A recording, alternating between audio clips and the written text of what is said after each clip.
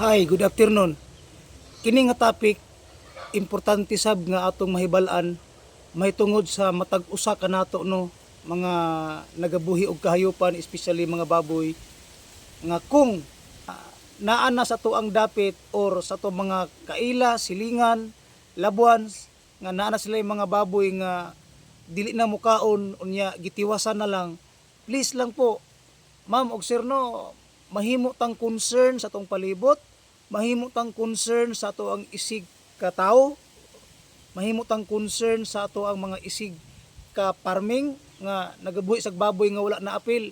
Kay namong guy uban ma'am ug sir, sa di na mo kaon tiwasan unya dadon ang karne sa bisan asa nga bisan asa nga ginadala ang karne, ginaluto, ginadala bisag kinsay makakaon, bisag kinsay nakakuha or gibaligya na ba ana wata na sayod.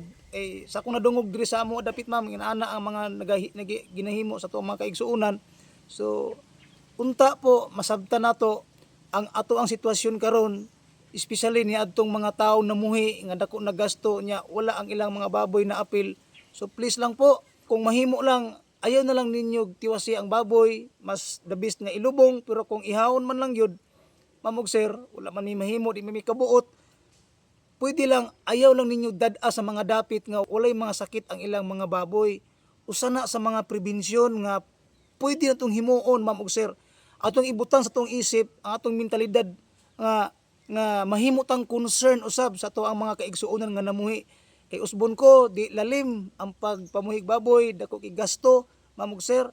Musugot ba lang ka nga imuha igo na sa sakit diya na imong silingan wala pa din imo na lang damayon pod ang imong mga silingan kay ang imuha na naigo na. So dili po na siya maayo nga mentalidad ma'am sir no. Although wala ko nag-ingon nga mao nay gihimo diri sa among lugar sa may maasim, but ako lang ginapaalalahanan ang matag usa nga kung naanay ingon ani nga nahitabo sa inyong duol nga mga baboy, so please lang po ayaw mo kung mahimo lang ilubong lang, kung mahimo lang, pero kung inyong yung tiwasan so wala may problema, pero ayaw ninyo basta-basta ipagawas ma'am ug sir no, or ibaligya man ninyo ang karne, so diha na lang, so sa inyuhan na lang balay or sa imong pamilya na lang ana, kung pwede lang na mga freezer i-freezer ana, kung mahimo tang kung ingon ana tong mentalidad nga dili ta makadamay sa uban usab nga naay mga kahayupan ma'am ug sir no. So very concerned itang mga Pilipino nga namuhig kahayupan, if ever nga ningon ani nahitabo nga unta mahimo tang concern sa uban usab nga namuhig baboy, di to sila idamay, di na to sila tagaan og problema mahitungod sa problema karon sa mga atong mga kahayupan nga baboy. So kini nga video ma'am ug sir no, so ako alang gipa inumduman nga unta ingon ani ang atong himuon kung if ever nga naa namang gyud inaani namang gid nahitabo sa atong kahayupan.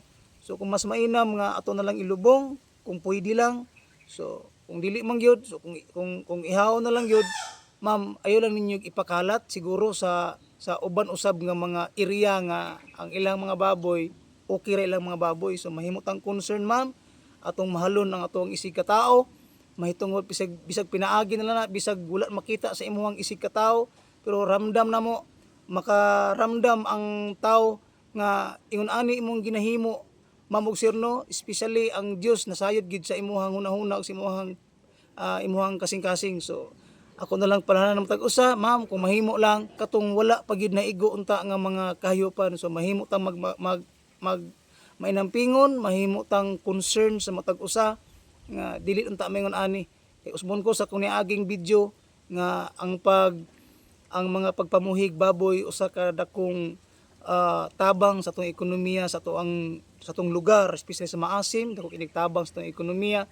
Kay siyempre usab nagapalit tag feeds, ang feeds na tax, ang nagabalik tag karne, nakatabang ta sa mga tawo nga nagkinahanglan sa karne, mga okasyon, mga ana nagabay tag permit matag tuig, mga ana ang susud ako kitag tabang sa atong ekonomiya. So please be concerned sa ato ang mga kaigsuonan usab, di na to ipakalat ang mga unsa man nga atong kahiupan ngayon ani ang sakit especially sa mga baboy karon.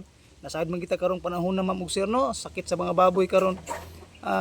Di ento makita makatragtakboy to ang kahiupan. So atong himuon ma'am, mahimutang concern ug kanang atong pag-concern sa atong mga igsuonan ma'am, ikalipay sa Dios siguro. Di kay siguro ikalipay sa Ginoo ang atong concern nga para ikaayo sa ubang tao.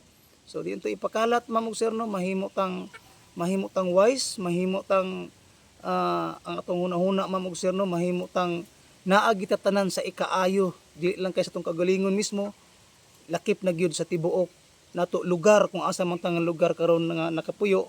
So mahimutang concern ma'am ug sir no, para ang tanan mahimong malipay ang tanan. So salamat. God bless po.